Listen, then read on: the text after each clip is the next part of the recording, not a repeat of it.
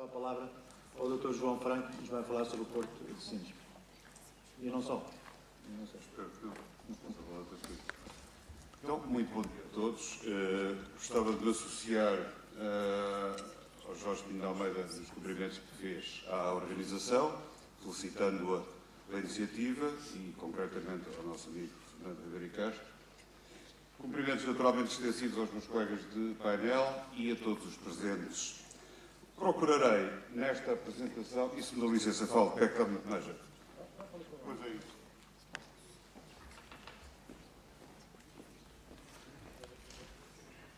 Supondo que isto está ligado. Ora bem, procurarei não me centrar tanto no Porto de Sines, mas procurar suscitar aqui algumas reflexões de caráter mais genérico. Evidentemente, como pode compreender, o Presidente do Conselho de Administração de uma empresa tem hoje também funções de marketing. E ao apresentar exemplos, naturalmente vou apresentar aqueles que conheço melhor e, portanto, aqui ou ali não deixarei de referir o Porto de Sines. Mas a ideia é tentar ter uma visão global destas matérias. E assim,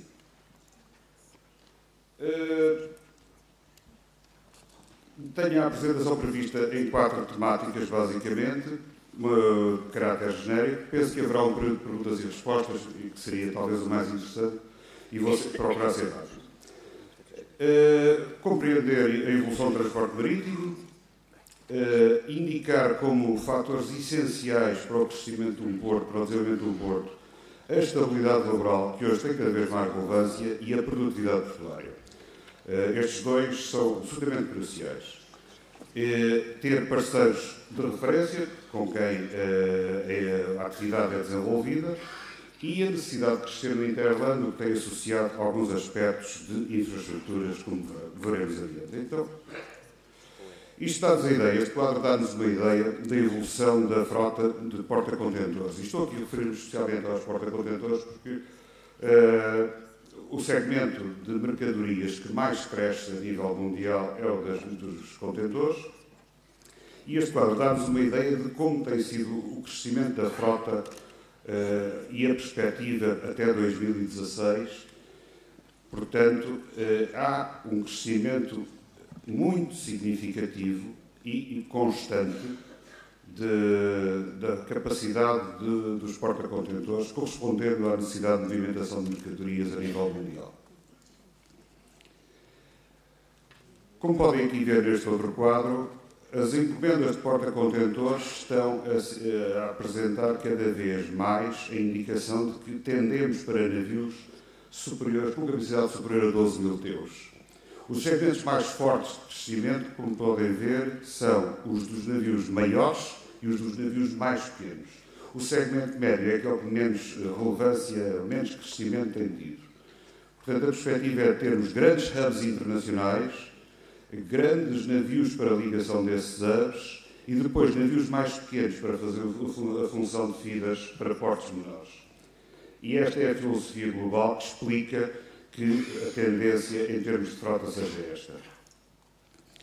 O quadro da esquerda é um clássico. A parte do lado esquerdo deste quadro é um clássico. Todos nós que andamos neste meio conhecemos a evolução do tamanho dos navios ao longo das últimas décadas.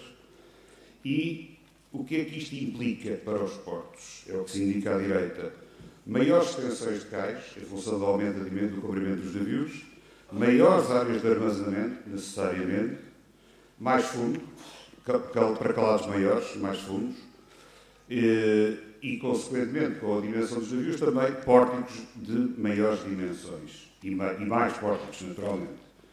Os interfaces terrestres com mais capacidade, que é também condição, porque hoje, para além do transshipment, há outros objetivos de transporte de mercadorias que levam a que haja necessariamente interfaces com outros modos de transporte. E isto tem que ter cada vez mais significado. Fala-se muito do alargamento do Canal do Panamá. Isto dá-nos uma ideia do impacto que isto pode ter, que esta obra, que este investimento pode ter no mercado internacional. E aqui há uma dose de feeling, mas o sentimento que tenho, que partilho com muitos outros amigos e pessoas que trabalham neste meio, é o de que, muito embora se fale neste investimento como potenciador dos portos nacionais, e designadamente Sines, que é o primeiro a ser escalado, o certo é que não contamos com isso para o curto prazo. Temos a convicção de que vai ter um significado interessante, muito positivo, mas mais no médio e certamente no longo prazo. No curto prazo não vemos que haja imediatamente uma relação causa e efeito. Aliás, isto vai, como sabem, os circuitos das mercadorias, de movimentação de mercadorias, dependem muito mais e até essencialmente dos armadores. Quem define esses circuitos são os armadores e vamos ouvi-los brevemente, quer a MSC, quer a Transinsular, dizer-nos algo mais detalhado sobre isto. Portanto, voltando aqui à questão do Terminal Panamá, é um eixo importantíssimo que vai significar grandes movimentações de mercadorias para a costa oeste dos Estados Unidos e da costa oeste dos Estados Unidos para a Europa e também da Europa para o Oriente, embora este circuito seja mais longo e permitirá, no entanto, há aqui algumas limitações. Hoje os navios podem passar no Canal de Panamá, serão no máximo 5 mil teus, e poderá, com o alargamento, permitir a passagem de navios até 12 mil teus. Portanto, os maiores ainda não passam lá, mesmo após o alargamento. Outro ponto que comecei por referenciar foi a questão da estabilidade laboral e a produtividade portuária. São condições cada vez mais que os operadores põem para escolherem um porto para a sua atividade. Entendendo-se por estabilidade e flexibilidade laboral, também envolvendo-se aqui um conceito de produtividade barra preço. Porque não interessa tanto a um operador pagar muito barato se a produtividade for muito baixa e também não lhe interessa, obviamente, pagar muitíssimo, ainda que a produtividade seja muito alta. Portanto, há aqui um equilíbrio que o mercado vai fazendo e no qual nós julgamos estar em boas condições de competitividade. Mas é um aspecto absolutamente decisivo em todas as conversas com os vários intervenientes a nível deste tipo de encontros. É sempre um problema que se põe fatalmente. Estabilidade laboral, fiabilidade, flexibilidade e produtividade necessariamente. Equipamentos de última geração é também essencial. Ainda há bocado falava da questão dos novos porta-contentores e a necessidade de equipamentos para movimentar as mercadorias de maior capacidade também.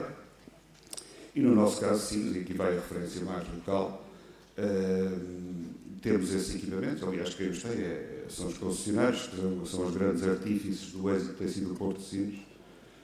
E, portanto, é também uma condição fundamental. Equipamentos e equipamentos atualizados. E uma indicação da produtividade a que me referia era, um exemplo é um navio de 14 mil teus que temos recebemos com regularidade, semanal pelo menos.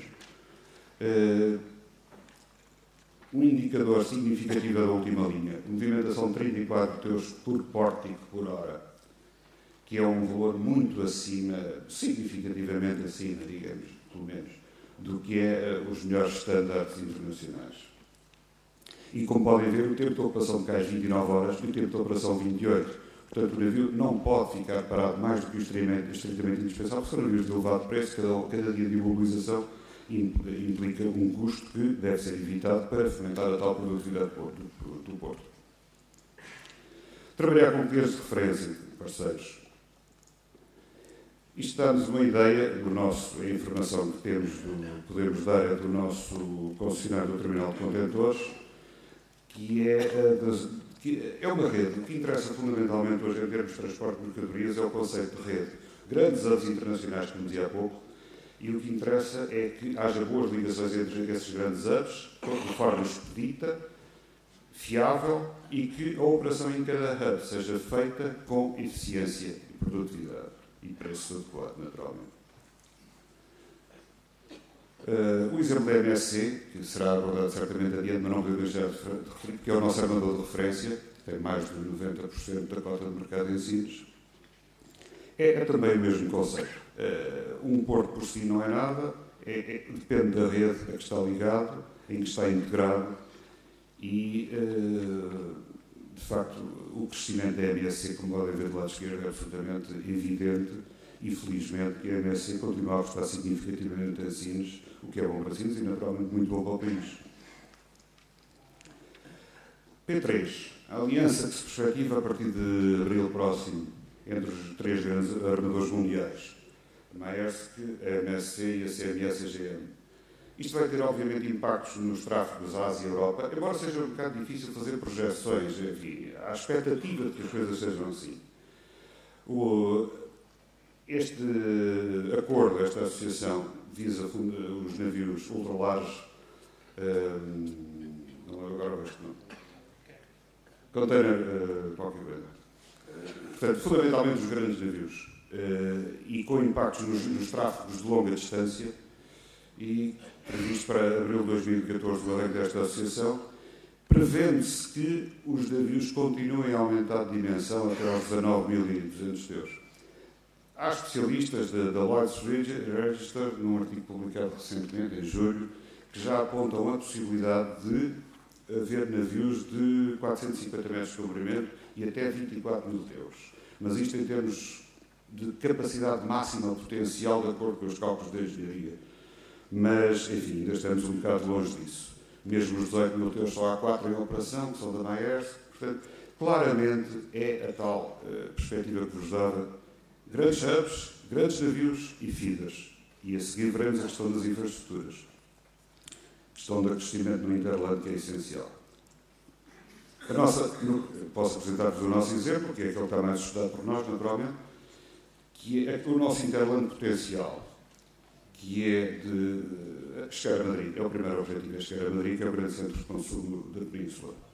Estamos a fazê-lo quer por via férrea, que é ainda insuficiente para o potencial existente, quer na falta ou insuficiência desse meio, por via de feeders para abastecimento de outros portos menores. Portanto, do hub Sines saem navios feeder mais pequenos para outros portos de menor capacidade, com vista a depois, por via rodoviária ou ferroviária, chegarem a outros centros de consumo, designadamente Madrid.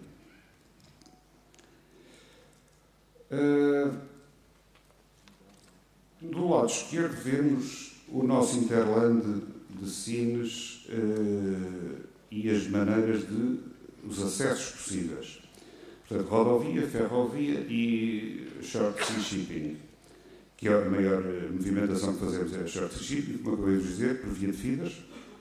A ferrovia, com a capacidade que tem, ainda não a necessária, mas com alguma existente, tem um problema de excesso de quilometragem para Madrid, o que significa um custo adicional que torna menos competitiva a nossa movimentação de cargas para Madrid e quase subsidiariamente a rodovia. Também não pretendemos que a rodovia cresça muito, em boa verdade, por todos os impactos ambientais e de segurança que isso coloca. Mas isto permite dizer que para o resto do mundo temos uma movimentação de 65% dos teus movimentados, o que significa que o nosso transshipment está a baixar e a penetração do Interland está a aumentar, o que é muito positivo. Portanto, não pode já dizer-se que Sines é um porto de transshipment, ainda é um porto com muito transshipment, nunca deixará de ser um porto de transshipment, mas já não é um porto exclusivamente transshipment. Mesma coisa os pontos de acesso possíveis, todos eles convergentes para pequenas áreas de consumo, mas fundamentalmente também para Madrid. Então, fundamentalmente era agora fomentar o debate e colocar-me à vossa disposição para as perguntas que eu quisessem colocar. Mas ainda há aqui mais uma, eu tinha que ver mais qualquer coisa. Rodoferroviárias, a questão das infraestruturas e rodoferroviárias nacionais europeias. Objetivo de ligar a Madrid, como já disse. Este é que é o aspecto essencial, que é o que fundamentalmente me estava a passar, a sentir a falta. A janela única portuária, ou a Porto Single Window, como é muitas vezes referido. Nós, neste aspecto, bem como Leixões e Lisboa, estamos numa posição de algum avanço significativo em termos comparativos com vários portos europeus e até mundiais, porque temos um modelo em que paperless, que permite que, informaticamente, toda a documentação seja tratada pelas autoridades intervenientes no despacho do navio e pelos intervenientes operadores privados interessados, de forma que o navio fique com toda a documentação tratada 48 horas antes de chegar ao porto, ou seja, pode chegar e começar imediatamente a operar. Isto é uma vantagem que, a par da estabilidade laboral, a par das condições físicas, a par de outros fatores, contribui muito para ganhos de eficiência, que é um aspecto, como já referi, pelo menos 2 vezes antes, absolutamente essencial hoje em dia. Estamos agora a evoluir e já está em funcionamento, recentemente evoluímos, para a Janela Única Logística, que é aplicar o mesmo princípio do controle da documentação previamente, que era a passagem que hoje já se faz, que há tempo já se fazia, do modo marítimo para o modo ferroviário, e passar isto do modo ferroviário para também o rodoviário, ou seja, abrangendo toda a cadeia de distribuição da mercadoria por via informática, controle via informática. E era isto, agora é que é mesmo. Muito obrigado pela vossa disposição.